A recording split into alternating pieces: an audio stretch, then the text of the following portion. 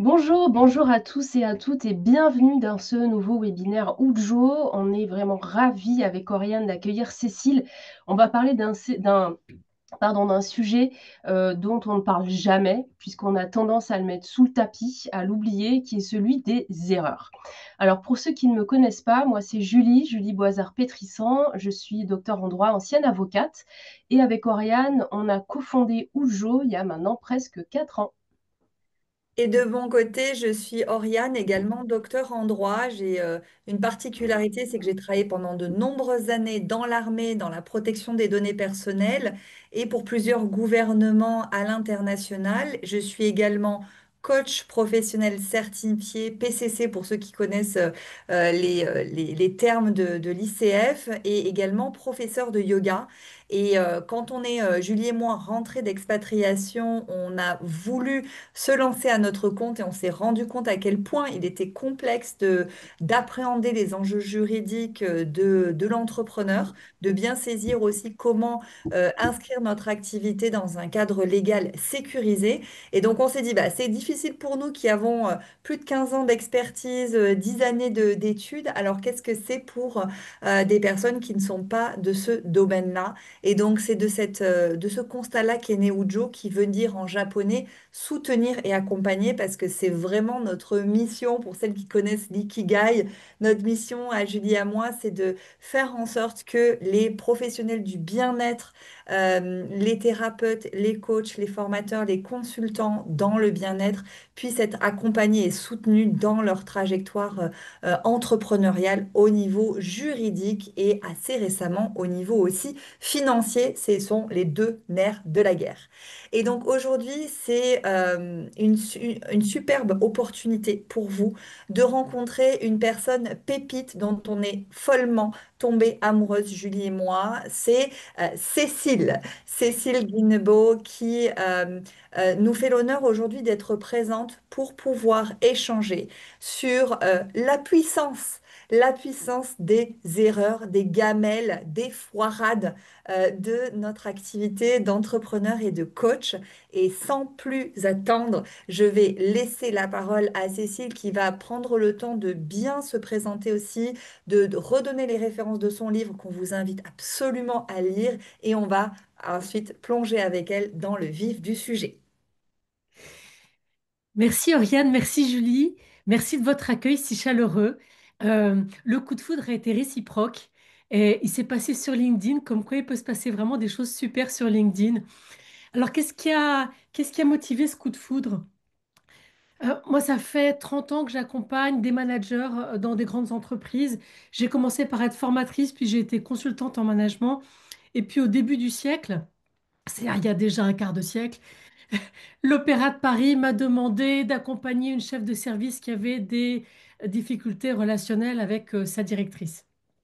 Et j'ai découvert le coaching comme ça sur le tas, de la même manière que j'avais découvert mes premiers métiers, formatrice et consultante sur le tas, parce que moi je suis une autodidacte. Je suis docteur en débrouille.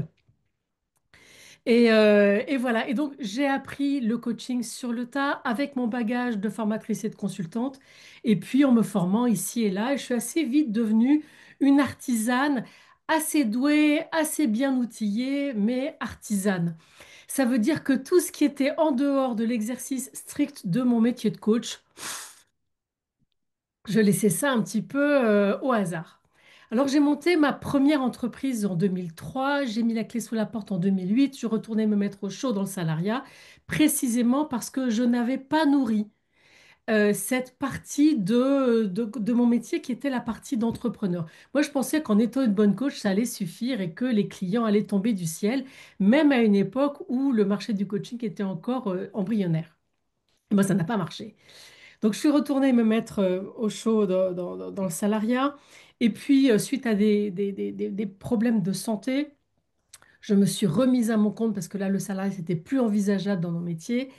Euh, et, euh, et là, je me suis dit, bon, qu'est-ce que je peux faire différemment voilà, pour éviter les mêmes mésaventures que la première fois? Parce que là, pour le coup, j'ai plus de filet. Je n'ai plus de possibilité de retourner au salariat.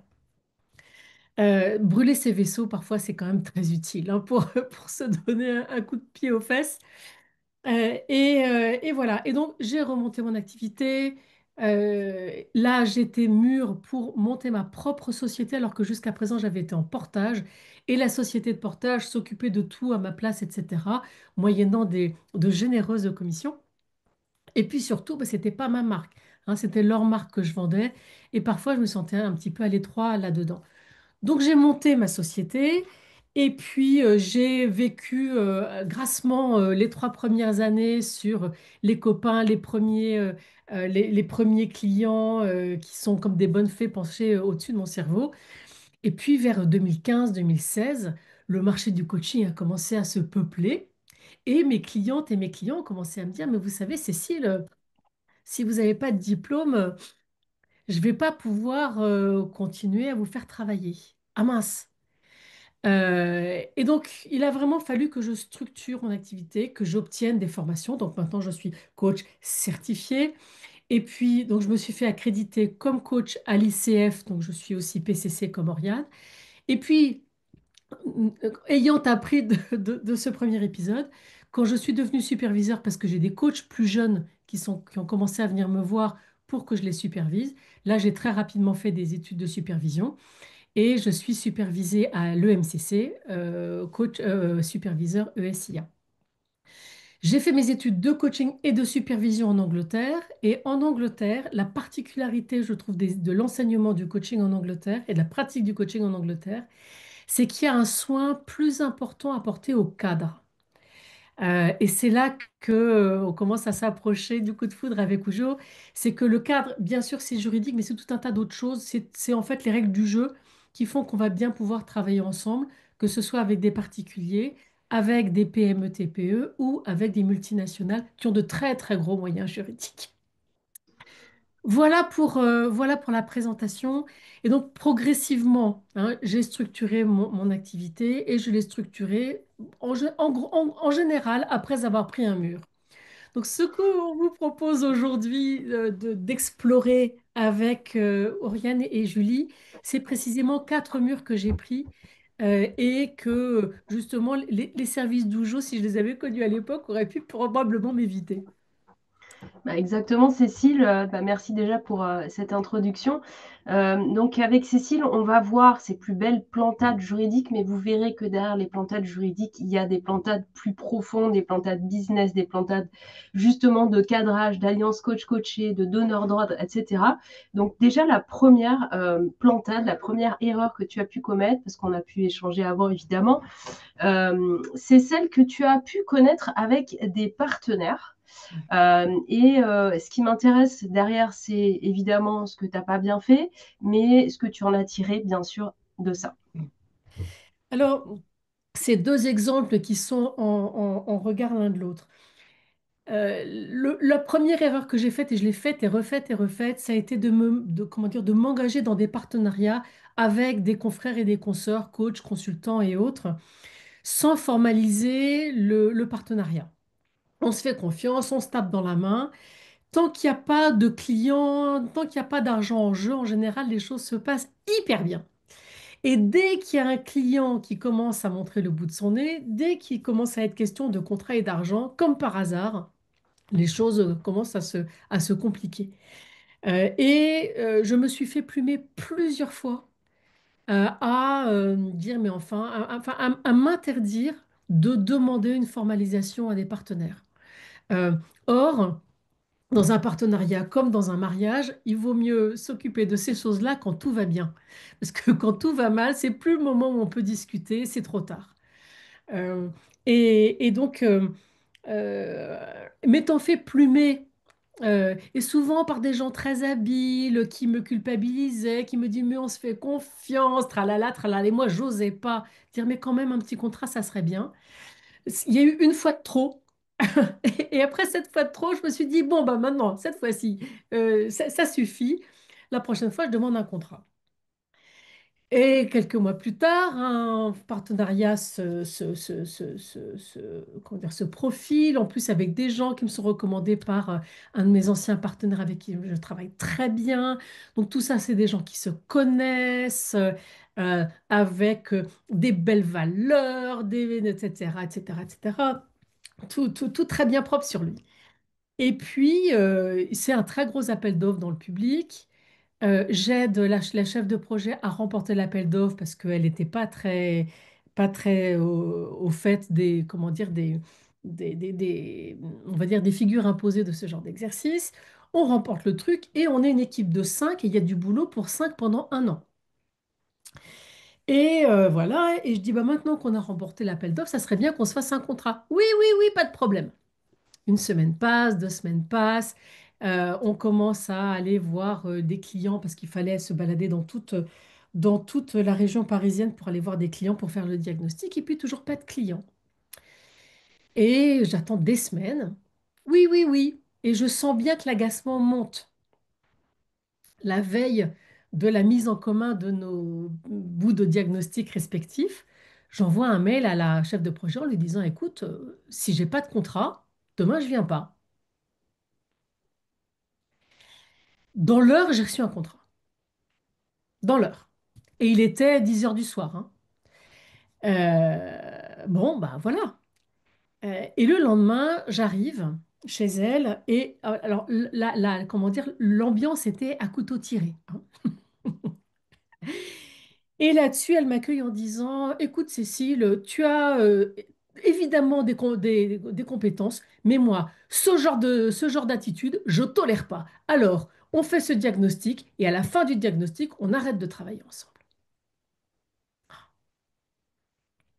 Alors moi, j'étais furieuse, j'étais catastrophée. C'était un énorme contrat, donc c'était vraiment une très, très grosse partie de mon chiffre d'affaires pour l'année. Sans moi, il ne l'aurait pas eu, ce fichu contrat. Donc vraiment, j'étais furax. Et je rentre chez moi et mon mari me dit, mais alors lui, il est informaticien, hein, c'est un peu l'opposé inverse. Il me dit, mais c'est les cow-boys, en fait, ton milieu. Je veux dire, à force de ne pas vouloir structurer, de ne pas vouloir formaliser, etc., en fait, c'est le plus roué de tous qui, comment dire, qui emporte tout, puis les autres, ils se font plumer et ils n'ont aucun moyen de se défendre. Et donc, toi, ça fait une, deux, trois, quatre fois. Tu sais très bien que cette nana-là, si elle veut pas te donner un contrat, c'est qu'elle n'avait pas l'intention de te payer ou de te payer jusqu'au bout, etc. Donc, qu'est-ce que tu veux faire? Tu veux continuer à travailler et te retrouver plumé comme les dernières fois ou t'arrêtes maintenant? Parce que de toute façon, dans les deux cas, tu ne te feras pas payer. Et donc, j'ai décidé d'arrêter là. J'ai décidé d'arrêter là et puis, et puis voilà, mais euh, plus jamais je ne suis rentrée voilà, dans ce type de choses. Enfin, si, je suis retournée, mais ça, c'est pour d'autres questions qu'on verra plus tard. Mais en tout cas, à partir du moment où un partenaire refuse de formaliser, pour moi, c'est qu'il y a anguille sous roche et qu'un partenaire respectueux est un partenaire qui formalise. Cette femme-là m'a dit, oh, mais écoute, j'ai pas le temps de faire de l'administratif. S'engager dans un contrat, c'est pas de l'administratif, c'est un engagement. Et ça, vraiment, je l'ai appris ce jour-là. euh, Ça a été, voilà, ça a été la dernière fois que j'ai eu des doutes sur le sujet. C'est un point important que tu soulèves, celle d'être assuré dans sa posture et dans son cadre à soi et ne pas se sentir si impressionné, impressionnable par la structure ou aussi le montant qui vous attend in fine. Gardez aussi ben, le respect de ce cadre-là qui est en fait une manière pour vous de vous protéger contre ces grandes structures-là et surtout, vous protéger comment? Bah, en vous assurant que vous allez être payé aussi en temps et en heure et que vous n'allez pas courir après le service paye ou comptable pour finalement toucher quelque chose que vous auriez dû toucher 6 mois avant. Ça aussi, travailler avec les grosses entreprises peut parfois vous mettre à mal dans la trésorerie. Donc là, l'exemple de Cécile montre bien que, bah, en fait, ce n'étaient pas des professionnels, en tout cas, ce n'étaient pas des gens qui avaient l'intention de considérer ce coaching-là et cet accompagnement et cet audit comme une mission rigoureuse dans laquelle ils allaient aussi pleinement s'intégrer. Donc, en fait, tu en aurais plus souffert que finalement là d'être sorti quelque part indemne. Mais je comprends bien que ces phrases-là, ce que vous pouvez entendre du DRH, du CEO, peuvent vous mettre dans l'optique de vous excuser et de ne pas finalement de vous plier à ces contraintes-là et être perdante in fine. Donc, merci pour ce... Oui, tu veux rajouter quelque chose? Oui, et aussi quand on intervient en sous-traitance. Hein, les petits cabinets de conseil, de formation, de coaching, etc., qui sous-traitent à des indépendants, comment dire, sont, enfin, en tout cas dans mon expérience, beaucoup plus aléatoires sur ce terrain-là que les grandes multinationales qui ont l'habitude de passer des contrats. Avec les multinationales, c'est d'autres choses, c'est plutôt l'abus de pouvoir. Mais dans comment dire, entre petits acteurs, je trouve que les relations de sous-traitance sont souvent les plus flous et dans lesquels il y a les plus gros loups. C'est un point intéressant. On a vu aussi des cas où, même dans les grandes entreprises, ça pouvait être très délicat, où il y avait des refus de contrats signés avec des coachs. Donc, à toutes les échelles, il faut faire attention. Et donc, c'est une transition parfaite aussi, puisqu'on a parlé des grosses entreprises et on vous souhaite aussi de pouvoir travailler et coacher dans de grands groupes.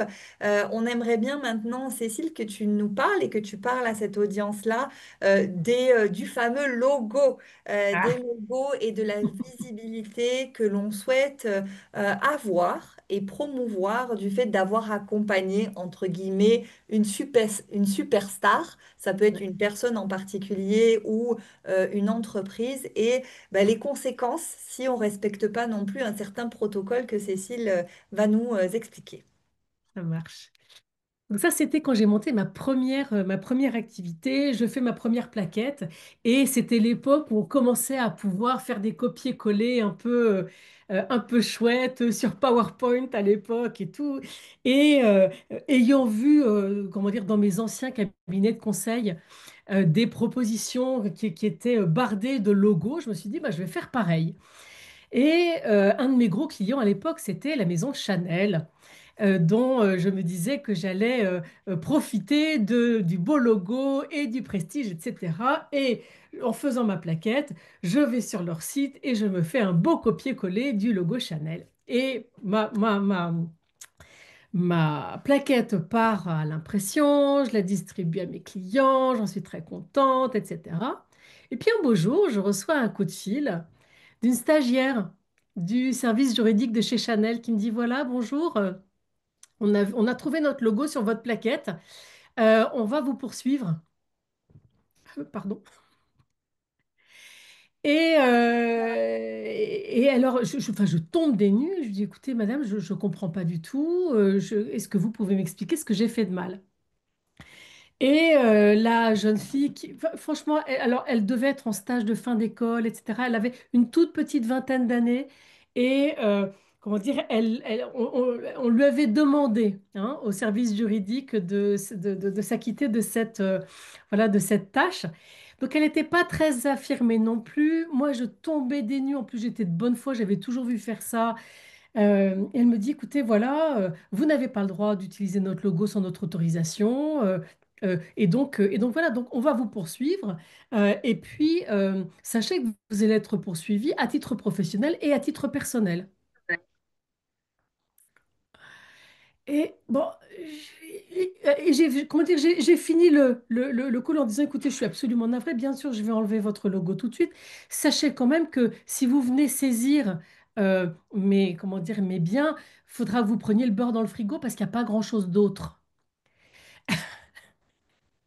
Ça s'est terminé comme ça, j'ai jamais été poursuivie, mais je me souviens vraiment encore du- de l'humiliation que j'ai ressenti ce jour-là parce que j'étais de bonne foi. D'autres acteurs plus gros que moi le faisaient sans plus d'autorisation que moi, sauf que moi j'étais petite, donc c'était facile de taper sur moi. Et ce jour-là, moi ce que j'ai appris, au-delà du fait que j'ai appris que j'avais pas le droit d'utiliser le logo de mes clients, ça ce que je ne savais pas, ce que j'ai aussi appris, c'est que, je rebondis sur ce que disait Oriane à l'instant, c'est que les grosses entreprises n'hésitent pas à faire valoir l'asymétrie du rapport de force entre elles et moi. Elles ont des moyens considérables pour elles, comment dire, me menacer, m'intimider ou même m'envoyer un avocat, lancer une action en justice, etc. C'est peanuts. Alors que pour moi, ça peut me priver de mon gagne-pain, voire de mon patrimoine personnel. Et donc, les conséquences et les enjeux pour l'un et pour l'autre sont tellement différents que les grosses entreprises que je pratique hein, depuis toujours, n'hésitent pas à faire valoir. Et ça, il faut être bien conscient de ça quand on travaille avec eux. Et c'est une des raisons pour lesquelles moi, je me suis structurée juridiquement. C'est précisément parce que je suis tellement petite que si ne me montre pas très professionnelle, alors je sais que je vais me faire marcher sur les pieds tôt ou tard. Bah oui, exactement. Voilà, tu prêches des convaincus, évidemment. Et puis, on a beaucoup de personnes présentes ici qui sont aussi clientes Joe. Donc, je pense que tout le monde sera d'accord dans la salle. Avant de te poser, de te faire parler sur une autre erreur juridique, je voudrais qu'on fasse un petit pas de côté parce que cette histoire de Chanel me rappelle une anecdote que tu as mise dans ton livre sur l'histoire des chaussures dépareillées. Est-ce qu'on peut faire cette petite incise pour ensuite revenir un peu au juridique? Oui, alors ça, c'est pas une question de cadre, c'est pas une question de juridique. Je travaillais pour une maison de haute couture, ça c'était là aussi il y a une vingtaine d'années, et j'avais rendez-vous à la fin de ma mission avec la présidente, qui avait la réputation d'être un peu comme Miranda dans Le Diable s'habille en Prada, même si le film n'était pas encore sorti à l'époque. Et voilà, comment dire, je m'étais déjà fait remettre d'équerre par la directrice marketing qui m'avait fait ranger ma garde-robe voilà, de grande distribution dans mon placard et m'avait fait acheter des tailleurs noirs, col roulé noir pour passer inaperçu dans ce monde de la mode qui est très pointu ou neutre, mais pas entre les deux. Et bref, donc je fais ma mission, ça se passe très bien, et le jour du rendez-vous avec la présidente arrive. Et le matin, partant de chez moi, on était en plein hiver, il faisait noir. J'avais deux paires de chaussures identiques, une bleue et une noire. Et je mets deux chaussures dépareillées, à gauche la noire, à droite la bleue. Bon, le temps que je me rende compte, il était trop tard, j'avais pas le temps de rentrer chez moi et me changer et d'être à l'heure à mon rendez-vous. Et je m'en suis rendu compte parce que j'allais à la cantine et il y avait un grand escalier où tout le monde attendait, puis tout le monde se dévisageait, comptait les kilos de trop, les fautes de goût, les machins. Enfin, c'est la mode, quoi, hein. C'est pas sympa de ce point de vue-là. Et je voyais tout le monde pouffer de rire en me voyant arriver. Et là, je me suis dit, merde, vraiment, enfin, j'ai l'air d'un clown. Bref, et n'ayant pas le temps d'être à la fois bien habillée et à l'heure, j'ai dû faire un choix cornélien et j'ai choisi d'être à l'heure avec mes chaussures dépareillées. Ce qu'il faut savoir, c'est que le rendez-vous s'est très bien passé. Si la présidente a vu mes chaussures, elle n'en a pas fait mention, soit parce qu'elle était très polie, soit parce qu'elle n'en avait rien à faire. Que j'étais pas sa mannequin, que j'étais pas non plus dans ces équipes comment dire, de création. Moi, j'étais une consultante à l'extérieur. Je venais lui faire des conseils sur la mise en place du retail dans une maison de haute couture. Franchement, mes chaussures, elles n'en avaient rien à foutre. Contrairement à toute l'entreprise qui, elle, y avait vu vraiment l'occasion de me décrédibiliser, de me ridiculiser. Ce qui est très très drôle, c'est que j'ai raconté cette histoire-là à une professionnelle de la mode milanaise il y a quelques mois. Et elle m'a dit, tout n'a pas fait, c'était faute de goût impardonnable. J'ai dit, mais bien sûr que si, mais ce n'est pas possible. Chez moi, tu te serais fait virer. Et donc, la hiérarchie hein, entre la ponctualité et l'élégance n'est pas la même pour tout le monde. Je pense que si c'était à refaire, je referais pareil. Mais voilà, la hiérarchie des valeurs n'est pas la même partout et c'est important de faire son calcul sur le moment.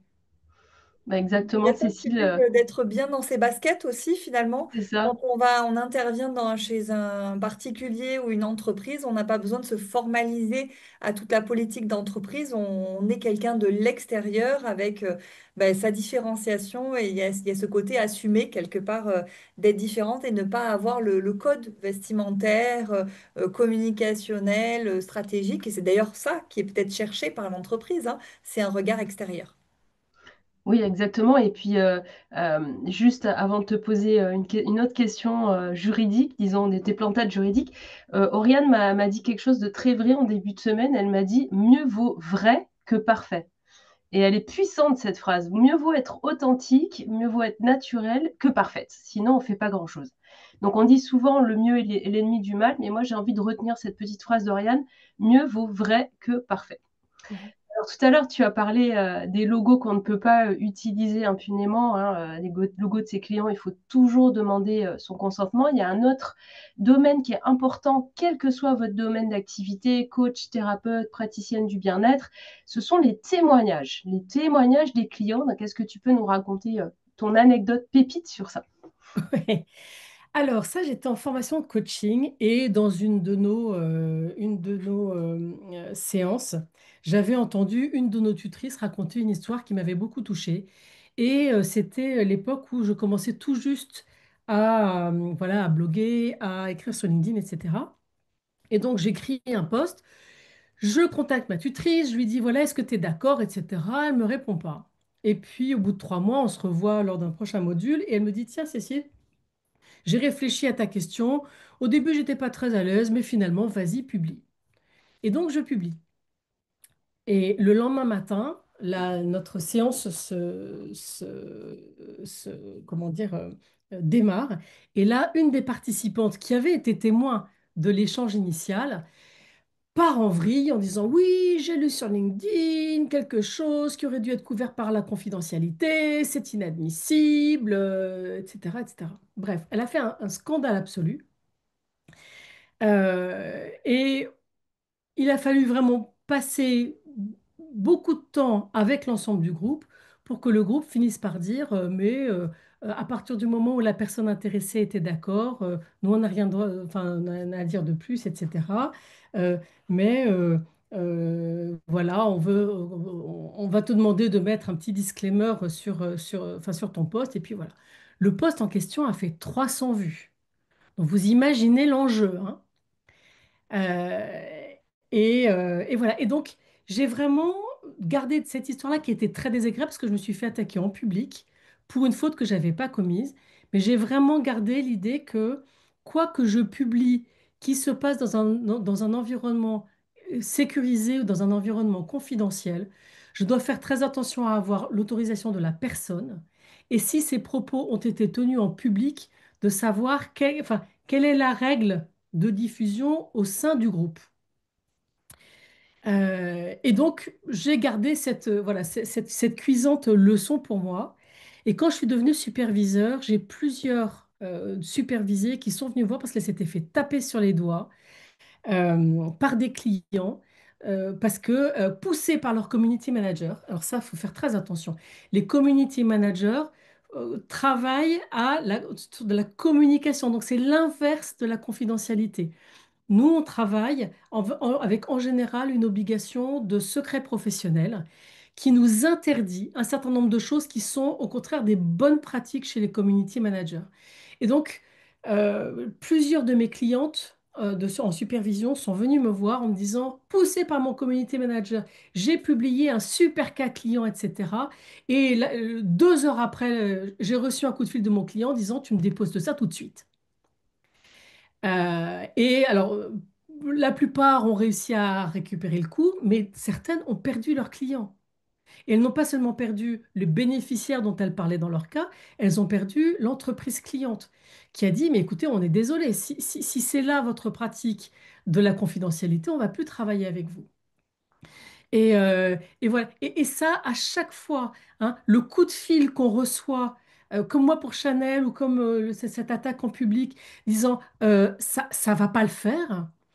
euh, à chaque fois, moi, j'ai eu des sueurs froides et toutes les personnes qui m'en ont parlé ont eu les mêmes sueurs froides. C'est de la honte, c'est de la culpabilité, c'est vraiment très. C'est vraiment des moments extrêmement désagréables et qui, en plus, je veux dire, ne concernent pas seulement la personne dont vous avez parlé, mais en général, hein, puisque c'est de la communication, peut avoir des répercussions sur votre réputation dans un petit cercle, voire sur les réseaux sociaux. Donc moi, je suis très, très, très vigilante et dans mes contrats de coaching, je mets des clauses en disant est-ce que vous êtes d'accord sur le principe? Et si vous êtes d'accord sur le principe, alors le jour où j'écris quelque chose, je vous l'enverrai avant de le publier. Moi, ça, aujourd'hui, c'est ma politique et je m'y tiens. Et il en va de même d'ailleurs pour les photos, éventuellement les petits films, les vidéos que vous pourriez aussi réutiliser d'une intervention. Ça aussi, c'est soumis au consentement de l'entreprise et des personnes qui étaient présentes lors de l'atelier. Et je te rejoins, Cécile, c'est très frustrant parce que d'un côté, on souhaite communiquer sur les grandes réussites quand on a accompagné un groupe ou qu'on a accompagné une personne de qualité où on s'est senti une super accompagnante, une super coach, parce que justement la personne avait un niveau intellectuel qui nous convenait bien. On a envie d'en partager un maximum pour pouvoir développer sa clientèle, tout simplement. C'est un motif honorable, mais ce n'est pas perçu comme un motif honorable de l'autre côté, de celui qui attend de votre part la plus grande confidentialité. Et donc, effectivement, vous pouvez reprendre la lettre on va dire, la philosophie de ce qui a peut-être été dit, échangé si vous n'avez pas eu le consentement, mais il ne faut pas que ce soit les mots de la personne, le prénom de la personne, son statut ou l'entreprise, si bien sûr ça n'a pas été au préalable accepté avec un consentement écrit ou dans le contrat ou suite dans un consentement de droit à l'image, vous l'avez dans les packs, etc., pour vous assurer que vous êtes protégé, que personne vienne vous chercher dans 3 mois, 6 mois, comme c'est arrivé avec Cécile pour Chanel, parce qu'ils auront vu leur nom ou une phrase qui a été reprise de l'atelier sur votre site internet. Donc ça, c'est super important. Les témoignages, nous, on les valorise chez Ojo. On trouve que c'est un levier excellent de croissance, de bouche à oreille, d'augmentation de votre visibilité, mais aussi de légitimité. Mais ça ne se fait pas de manière cavalière et ça peut coûter, alors on dit cher, mais ça peut coûter surtout en termes de réputation au-delà de quelqu'un qui part, bien sûr, et qui termine son accompagnement. C'est votre réputation et comment dire, la confiance qui a été mise dans le lien de coaching qui peut être un peu brisée, notamment, et je vais pousser un peu le bouchon un peu plus loin, notamment si par exemple la personne qui a été accompagnée se reconnaît dans ce que vous dites et aura un peu cette impression d'être dévoilée. Et d'être utilisée à des fins commerciales. Donc voilà, c'est très subtil tout ça. Mais il vaut mieux, moi aussi c'est quelque chose que j'ai vécu en faisant du coaching one-to-one, il vaut mieux demander à la personne si elle est d'accord, même si par exemple le témoignage est totalement anonymisé, comme vous savez, elle et vous, qu'on parle bien de la même chose, qu'on parle bien du même moment, que vous lui dites, est-ce que ça ne te dérange pas que je reprenne l'esprit de ce qui a été discuté parce que je sais que ça peut servir quelqu'un d'autre. Bien sûr, tu n'es pas cité.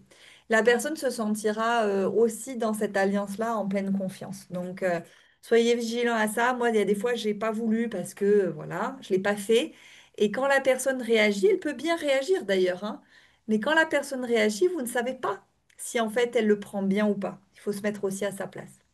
Et un dernier élément, une dernière erreur, et pourtant il y en a mille autres, on va sûrement aussi partager entre nous nos erreurs à nous, mais une qui est aussi importante, et on n'arrête pas avec Ujo d'asséner l'importance de la confidentialité, de la protection des données. Et donc je vais laisser Cécile nous présenter sa dernière boutade du séminaire, pas de ça, sa vie professionnelle. Ah, oh, si seulement. Euh, alors, cette histoire-là, elle se passe avec un très jeune DRH qui, un jour où il voulait me confier le coaching d'une cadre dirigeante de son entreprise, me donne tout un dossier avec dans ce dossier des feedbacks 360, un rapport d'assessment center, un test psychométrique bien connu, etc., concernant la cadre en question. Et moi, j'étais toute jeune coach et voilà, enfin, ce dont je me souviens à ce moment-là, c'est d'un gros malaise.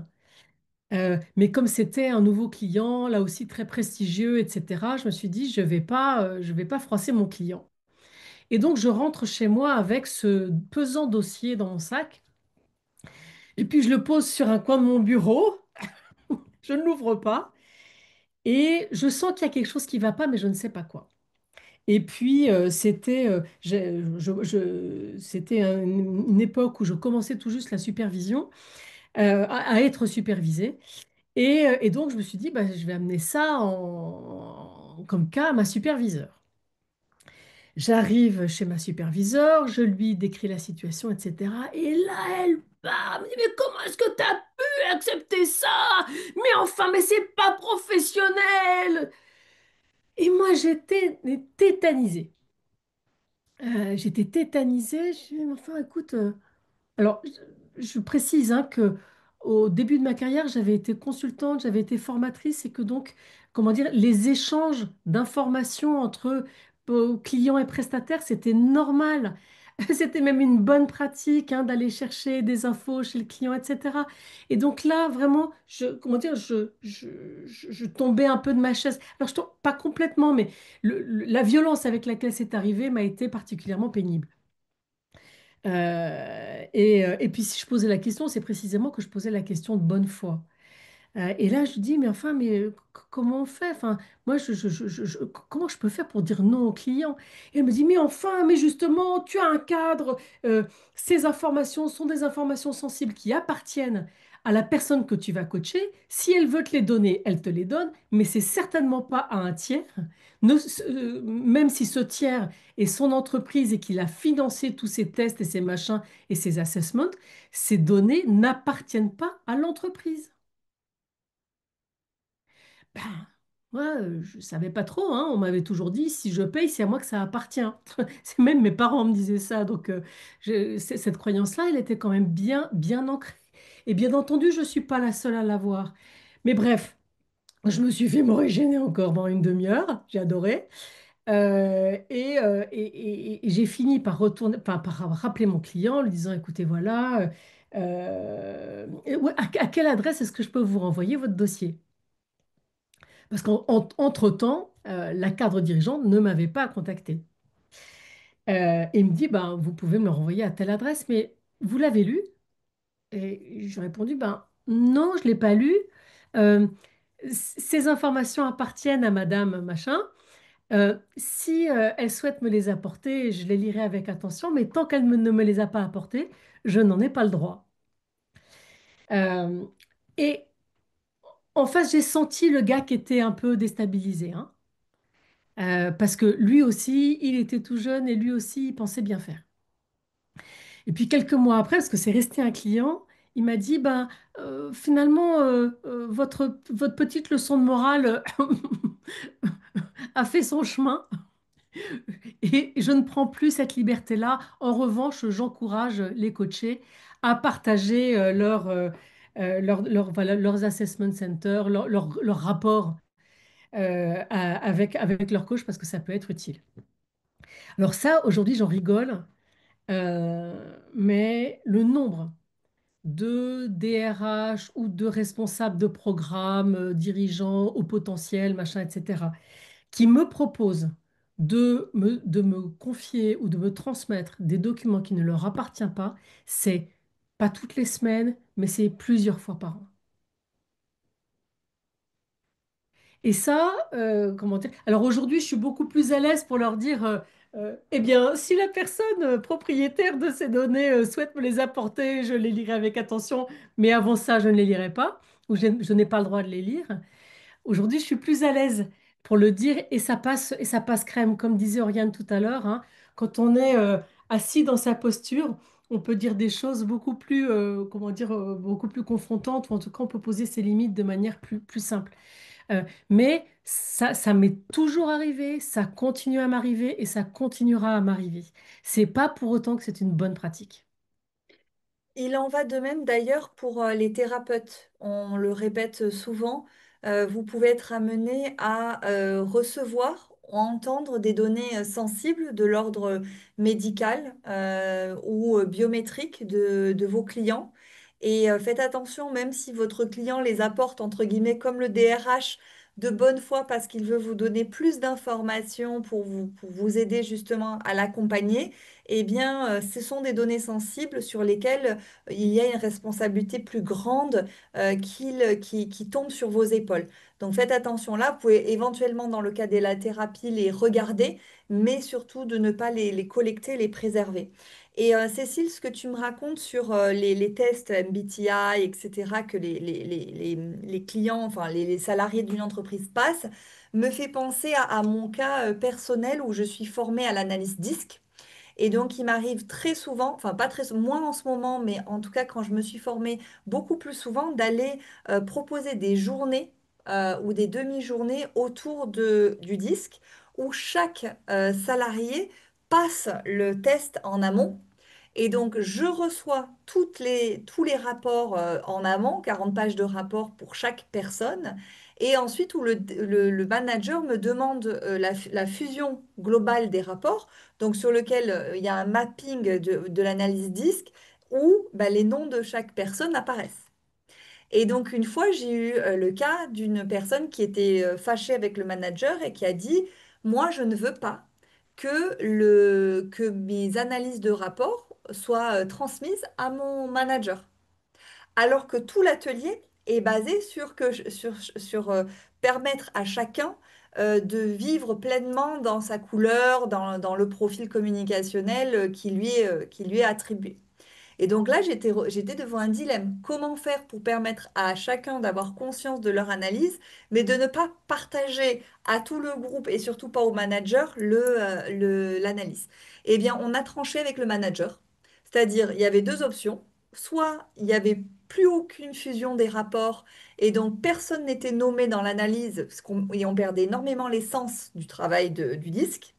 Mais en gros, personne ne disait ce qu'il était, mais voilà, il faisait des ateliers comme si chacun était un profil en particulier, mais indéfini. Soit le manager ne participait pas à l'atelier.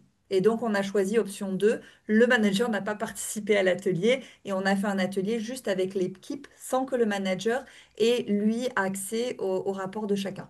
Mais tu vois, là, on tombe sur un problème où bah, l'essence même du travail du coach est complètement détruite, entre guillemets.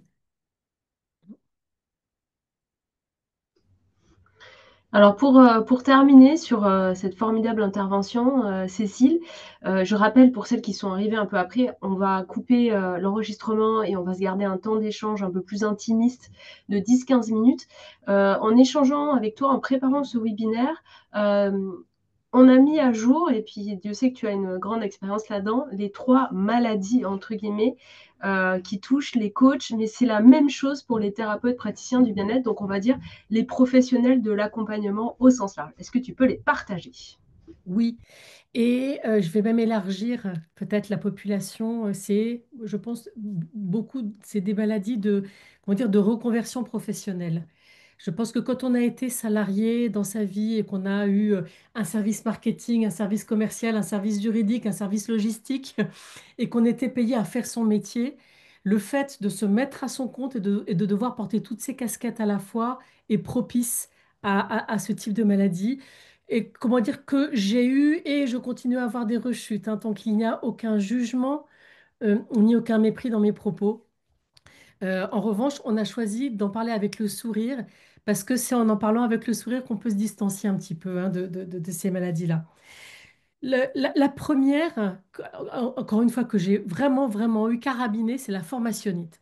La formationnite, c'est je me forme, ah, et puis il me manque encore un truc, ah, puis quand me manque encore un truc, et puis il me manque encore un truc, avant de me lancer, avant d'aller voir des clients, parce que j'ai toujours le sentiment qu'il me manque une compétence et que tant qu'il me manque cette compétence, je ne serai pas crédible en commercial.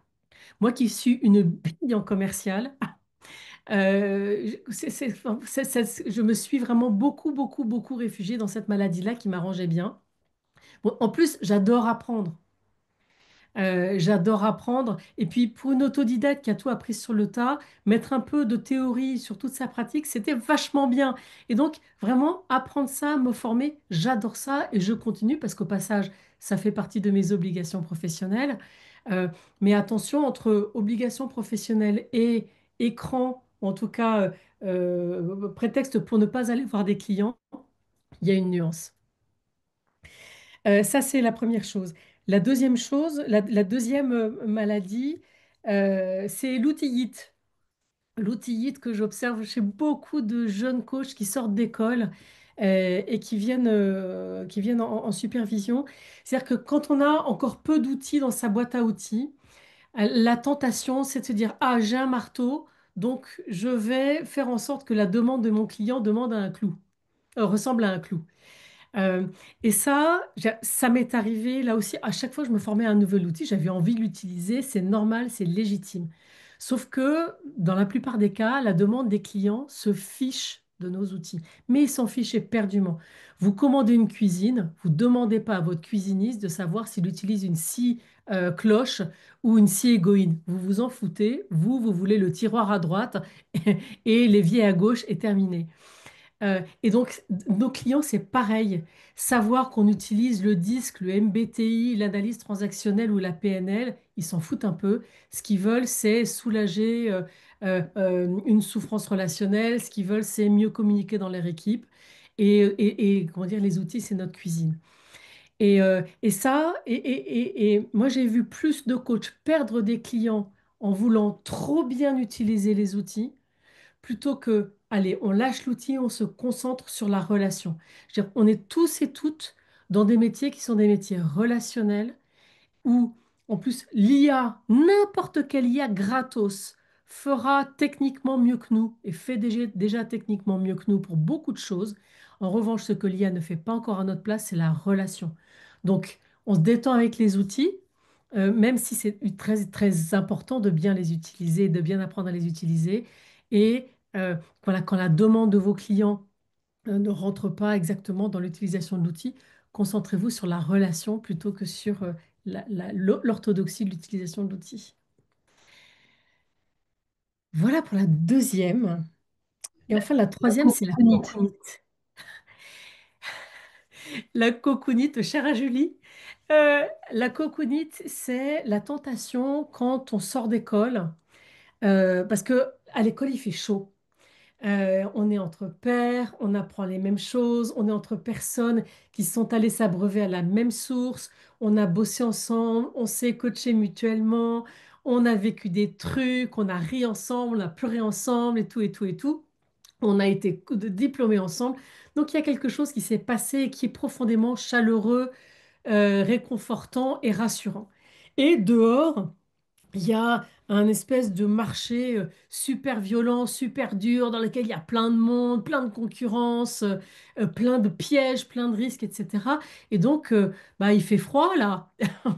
Il fait froid, c'est dangereux, on a peur, et puis on a peur d'être rejeté par nos clients et tout. Donc, on a toutes et tous d'excellentes raisons d'avoir peur d'y aller.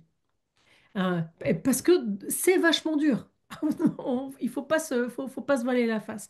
Et donc la tentation de rester au chaud entre pairs, et puis en plus en se coachant entre pairs, au passage, comment dire, on peut aussi alimenter ses compteurs d'heures pour devenir ACC, hein. Tout ça sans avoir jamais fait payer un client. Tout ça, c'est très confortable. Sauf que plus on passe de temps là-dedans, et plus on retarde le moment où il va falloir plonger dans le grand bain, même si c'est dur, même si ça fait peur. Et donc, moi, mon conseil, hein, et que je donne toujours, c'est même avant la fin de vos études, faites-vous superviser à l'extérieur, trouvez-vous des associations, quitte mais des associations à l'extérieur de votre école pour commencer à aller coacher des inconnus qui ont, voilà, encore une fois, se fichent de vos outils, de votre formation, de votre machin, mais allez vous frotter à ça le plus vite possible. Bah, merci beaucoup, Cécile. J'imagine que ces trois maladies, vous avez eu quelques symptômes chacune. Je pense qu'il est temps qu'on remercie celles et ceux qui nous regardent en replay pour avoir écouté jusqu'à la fin Cécile. Et bien sûr, on garde justement au chaud les personnes qui sont avec nous pour échanger ensuite en toute confidentialité. À très bientôt. Merci d'avoir été là.